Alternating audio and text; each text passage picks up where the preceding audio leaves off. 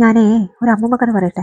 എൻ്റെ അമ്മൂമ്മ പണ്ടെങ്ങോ പറഞ്ഞ മനസ്സിൽ പതിഞ്ഞ ഒരു ഫിക്ഷണൽ ഫോക്ലോർ സംഭവ കഥ തുടങ്ങട്ടെ. പണ്ട് പണ്ട് പണ്ട് ഒരു കാലത്ത് ടൗണിൽ പോയി ഒരു സെക്കൻഡ് ഷോ കണ്ടുവരുന്ന ഒരു ചേട്ടൻ.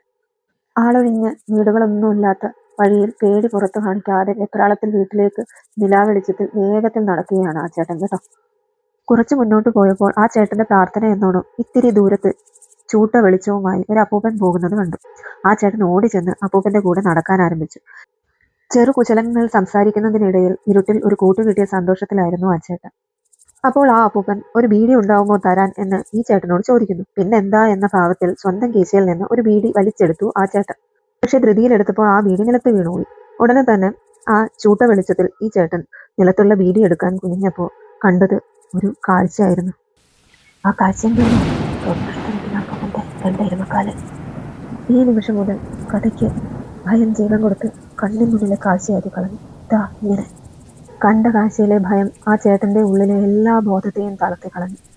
ദിക്കറിയാതെ ചൂട്ട വെളിച്ചത്തിൽ നിന്നും ആ ചേട്ടൻ ഓടി അകന്നു. നിലാവെളിച്ചം മാത്രമുള്ള ഒരിടം എത്തിയപ്പോൾ ശ്വാസത്തെ പോലും മറന്ന് ആ മനുഷ്യൻ അവിടെ നിന്നു. ദിക്കില്ലാതെ മുന്നോട്ട് നടക്കാൻ ആരംഭിച്ചു. നടന്നു തീർത്ത ദൂരം തിട്ടമില്ലാതെ നടന്നുകൊണ്ടിരിക്കെ ഒരു പരിചയക്കാരനെ മുന്നിൽ കണ്ടു ആ മനുഷ്യൻ. ആകെ വിയർത്തു തളർന്ന ഇദ്ദേഹത്തെ കണ്ട പരിചയക്കാരൻ കാര്യം അന്വേഷിച്ചു. ഭയം തലയിൽ ഇരച്ചു കയറുന്ന ആ കാഴ്ചകളെ പറ്റി ഈ മനുഷ്യൻ തന്റെ പരിചയക്കാരനോട് പറഞ്ഞു. മുഖത്തെ ചിരി ഒരു പടി മായാതെ ആ പരിചയക്കാരൻ തന്റെ മുണ്ടു നീക്കി കാല് കാണിച്ച് ചോദിച്ചു, ഈ കാലാണോ നീ കണ്ടത്? തൊണ്ട പൊട്ടുന്ന ശബ്ദത്തിൽ അലറുമ്പോഴും എരുമക്കൂട്ടങ്ങളുടെ കുളമ്പടികൾ അല്ലാതെ വേറെ ഒരു ശബ്ദവും ആ മനുഷ്യന്റെ ബോധത്തിൽ പിന്നീട് ഉണ്ടായിട്ടില്ല.